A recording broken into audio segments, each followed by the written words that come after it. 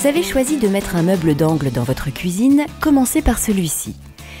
Tout d'abord, positionnez-le selon les mesures du plan que nous vous avons fourni. La mise à niveau se fait en largeur et en profondeur.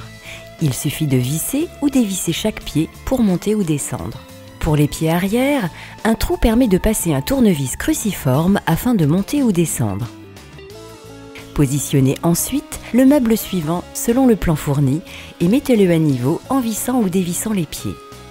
Le fileur d'angle doit être aligné avec les bas des meubles.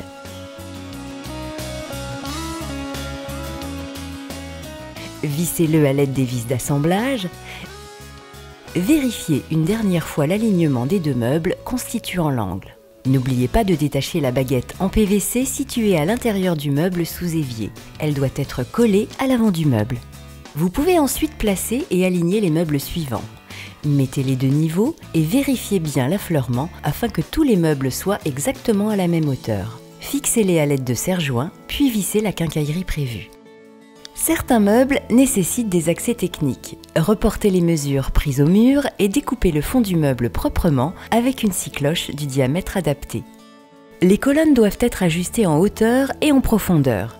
Mettez-les à niveau en vissant ou dévissant les pieds.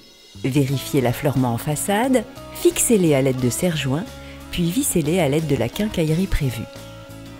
Pour sécuriser l'installation, les colonnes doivent être fixées au mur avec les attaches métalliques prévues. Faites attention à utiliser les chevilles adaptées à votre support.